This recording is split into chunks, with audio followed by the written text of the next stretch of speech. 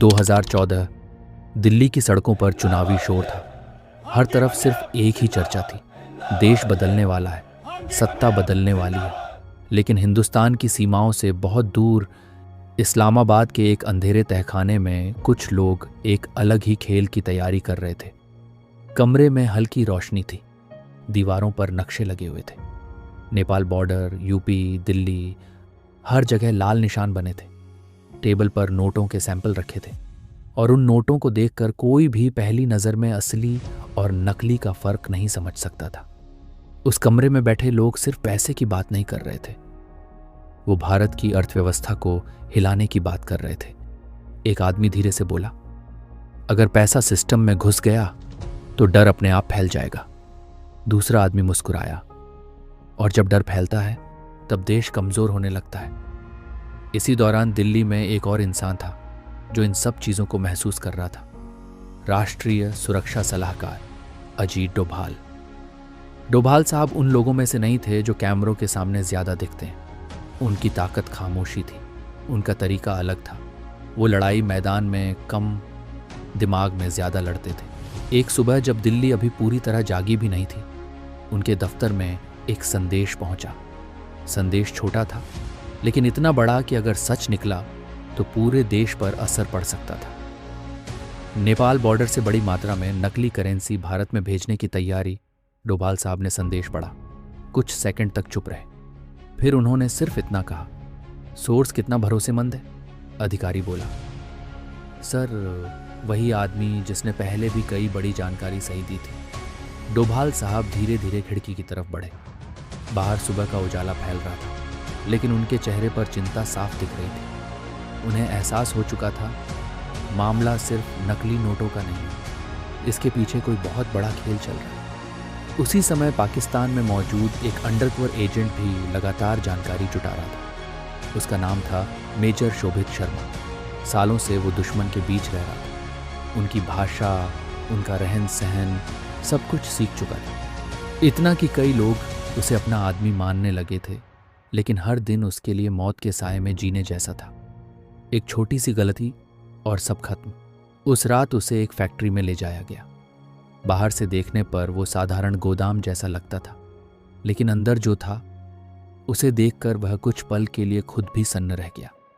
चारों तरफ बक्से रखे थे, बड़े बड़े पैकेट। एक वरिष्ठ अधिकारी ने कहा, नेटवर्क बहुत फैला हुआ है, अगर एक भी खबर लीक हुई तो सब अंडरग्राउंड हो जाएंगे। जवाब आया, इसलिए ऑपरेशन पूरी तरह सीक्रेट रहेगा। रात बढ़ती जा रही थी और उसी के साथ देश के इतिहास का एक बड़ा फैसला भी करीब आता जा रहा था। मेजर शोभित शर्मा ने उसी रात आखिरी संदेश भेजा, ट्रक तैयार है, मूवमेंट जल्द शुरू हो सकती है। संदेश पढ़ते ही डोभाल साहब ने सिर्फ इतना कहा, अब समय बहुत कम है। दिल्ली में अगले दिन सुबह एक और बैठक बुलाई गई। इस बार माहौल पहले से ज्यादा गंभीर था। टेबल पर नक्शे फैले हुए थे। नेपाल बॉर्डर, यूपी के कई जिले और संभावित रास्तों को लाल निशान से मार्क किया गया था। एक अधिकारी ने रिपोर्ट देते हुए कहा, सर अगर ये खेप अंदर आ गई तो इसे ट्रैक करना लगभग नामुमकिन हो जाएगा। दूसरा अधिकारी बोला, नेटवर्क लोकल लेवल पर काफ़ी मजबूत है। डोभाल साहब कुछ देर तक चुपचाप नक्शे को देखते रहे। फिर उन्होंने धीमी आवाज़ में कहा, इनका सबसे बड़ा भरोसा यही है कि सिस्टम पुराने तरीके से चलता रहेगा। कमरे में बैठे सभी लोग उनकी तरफ देखने लगे। उन्होंने आगे कहा, अगर खेल बदलना है तो ऐसा कदम उठाना होगा जिसकी इन्हें उम्मीद ना हो। उसी समय पाकिस्तान में गोदाम के बाहर ट्रकों की लंबी लाइन लग चुकी थी। हर ट्रक के अंदर नकली नोटों से भरे बक्से रखे थे। कुछ लोग लगातार फोन पर बात कर रहे थे, कुछ लोग रास्तों की पुष्टि कर रहे थे।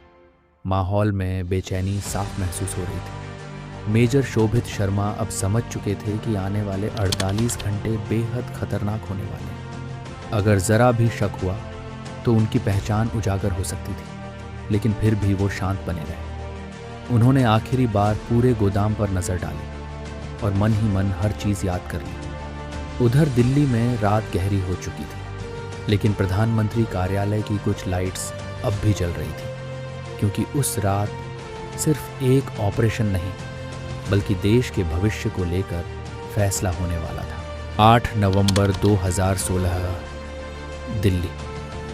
सुबह से ही माहौल अलग था। कुछ चुनिंदा लोग लगातार मीटिंग में थे। कई फाइलें खोली जा रही थीं, कई फोन कॉल्स हो रही थीं, लेकिन बाहर की दुनिया को कुछ पता नहीं था। देश अपनी रोजमर्रा की जिंदगी में व्यस्त था। कहीं लोग ऑफिस जा रहे थे, कहीं बच्चे स्कूल, कहीं दुकानों पर भीड़ थी। लेकिन सत्ता के सबसे ऊंचे गलियारों में एक ऐसा फैसला लिया जा रहा था जो रातों रात सब कुछ बदल सकता था। डोभाल साहब ने अंतिम रिपोर्ट टेबल पर रखी। सर, नोट तैयार है। मूवमेंट किसी भी समय हो सकती है। कमरे में बैठे सभी लोग गंभीर थे। प्रधानमंत्री ने पूछा, अगर हम यह कदम उठाते हैं तो देश तैयार है? कुछ सेकंड की चुप्पी के बाद जवाब आया, देश शायद तैयार ना हो, लेकिन दुश्मन भी तैयार नहीं होगा। शाम होते होते देश भर में कुछ एजेंसियां अलर्ट पर आ चुकी थीं। कई राज्यों में सुरक्षा बढ़ा दी गई थी। कुछ जगहों पर गुप्त ऑपरेशन चल रहे थे। उधर सीमा के उस पार ट्रक निकलने की तैयारी में खड़े थे। हर किसी को बस आखिरी आदेश का इंतजार था। एक आदमी बोला, आज की रात सब बदल देगी। लेकिन उन्हें अंदाजा नहीं था कि उसी रात भारत भी इतिहास बदलने वाला है। रात करीब 8 बजे टीवी स्क्रीन पर प्रधानमंत्री का चेहरा दिखाई दिया। पूरा देश टीवी की तरफ देखने लगा। प्रधानमंत्री ने शांत आवाज में देश को संबोधित करना शुरू किया और फिर वह ऐलान हुआ जिसने पूरे देश को चौंका दिया। 500 और 1000 के नोट बंद किए जा रहे थे। कुछ पल के लिए हर तरफ सन्नाटा छा गया। कई लोगों को समझ ही नहीं आया कि अभी क्या हुआ है, लेकिन सीमा के उस पार बैठे लोग तुरंत समझ गए थे। उनके चेहरों का रंग उड़ चुका था। बाहर ट्रक खड़े थे, अंदर बक्से भरे पड़े थे, लेकिन अब सब बेकार हो चुका था। जिस सिस्टम को कमजोर करने की तैयारी थी, उसी सिस्टम ने पूरा खेल बदल दिया था। एक आदमी गुस्से में टेबल पर हाथ मारते हुए बोला, यह कैसे हो सकता है? दूसरा आदमी तेजी से फोन मिलाने लगा, लेकिन अब बहुत देर हो चुकी थी। कई ट्रक वहीं रोक दिए गए। कई लोग घबराकर इधर उधर भागने लगे। पूरा नेटवर्क अचानक बिखरता हुआ नजर आ रहा था। उधर भारत में लोग टीवी के सामने खड़े थे। हर तरफ सिर्फ इसी फैसले की चर्चा थी। कुछ लोग हैरान थे, कुछ परेशान, और कुछ इसे देशहित का बड़ा कदम बता रहे थे। लेकिन इन सब के बीच सुरक्षा एजेंसियां लगातार एक्टिव थीं। कई जगहों पर अचानक रेड शुरू हो चुकी थी। कुछ संदिग्ध लोगों की मूवमेंट ट्रैक की जा रही थी। दिल्ली में डोभाल साहब चुपचाप टीवी देख रहे थे। उनके चेहरे पर कोई जीत वाला भाव नहीं था, सिर्फ संतुलन था, क्योंकि वह जानते थे असली लड़ाई सिर्फ नोट बंद करने की नहीं थी। असली लड़ाई उस नेटवर्क को तोड़ने की थी जो सालों से धीरे धीरे अपनी जड़ें मजबूत कर रहा था। रात आगे बढ़ती गई। देश भर में एटीएम और बैंकों के बाहर लंबी लाइनें लगने लगी। लोग सवाल पूछ रहे थे, लेकिन दूसरी तरफ कई ऐसे लोग भी थे जिनकी रातों की नींद उड़ चुकी थी, क्योंकि उनका पूरा सिस्टम अचानक रुक गया था। उसी रात एक वरिष्ठ अधिकारी ने डोभाल साहब से कहा, सर, कई नेटवर्क्स अचानक शांत हो गए हैं। डोभाल साहब ने जवाब दिया, जब रास्ते बंद होते हैं तो आवाजें अपने आप कम हो जाती हैं। उस रात दिल्ली में ठंडी हवा चल रही थी, लेकिन सत्ता के गलियारों में हर कोई जानता था, इतिहास बदल चुका है। घोषणा के बाद पूरे देश में हलचल मच गई। लोग बैंकों के बाहर लाइन में खड़े थे। टीवी चैनल्स पर बहस चल रही थी। सोशल मीडिया पर अलग अलग प्रतिक्रियाएं आ रही थीं। कहीं लोग फैसले का समर्थन कर रहे थे, कहीं सवाल पूछ रहे थे। लेकिन इन सबके बीच सुरक्षा एजेंसियां लगातार काम कर रही थीं। कई जगहों पर संदिग्ध गतिविधियों पर नजर रखी जा रही थी। कई नेटवर्क अचानक शांत हो चुके थे, क्योंकि जिन लोगों ने वर्षों से नकली करेंसी के सहारे अपना सिस्टम खड़ा किया था, उनका पूरा खेल एक झटके में बदल चुका था।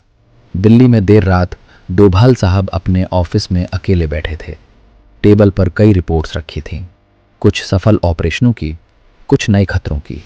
एक अधिकारी अंदर आया और बोला, सर, कई नेटवर्क्स की गतिविधियां अचानक रुक गई हैं। डोभाल साहब ने सिर हिलाया, फिर धीरे से बोले, जब सिस्टम बदलता है तो खेल भी बदलता है। उधर सीमा के उस पार बेचैनी बढ़ चुकी थी। कई लोग एक दूसरे को दोष दे रहे थे। कई संपर्क टूट चुके थे, कई रास्ते बंद हो चुके थे। लेकिन इस कहानी की सबसे बड़ी बात यह थी कि ये लड़ाई बिना किसी बड़े युद्ध के लड़ी गई थी। न टैंक चले, न मिसाइलें। फिर भी असर इतना बड़ा था कि पूरी व्यवस्था हिल गई। मेजर शोभित शर्मा जैसे लोग फिर भी गुमनाम रहे। उनका नाम किसी अखबार की हेडलाइन नहीं बना, लेकिन ऐसे लोग ही किसी भी देश की खामोश ताकत होते हैं। और अजीत डोभाल जैसे अधिकारी, फैसलों के पीछे खड़े वो चेहरे होते हैं जो कैमरे से दूर रहकर भी इतिहास बदल देते हैं। कई साल बाद भी जब लोग उस दौर को याद करते हैं तो अलग अलग राय सामने आती हैं। कुछ लोग कहते हैं फैसला सही था, कुछ कहते हैं मुश्किल था, लेकिन एक बात तय है, उस रात भारत ने दुनिया को ये जरूर दिखाया कि आधुनिक लड़ाइयां सिर्फ सरहदों पर नहीं लड़ी जाती। कभी कभी सबसे बड़ी जंग अर्थव्यवस्था, खुफिया जानकारी और फैसलों की होती है।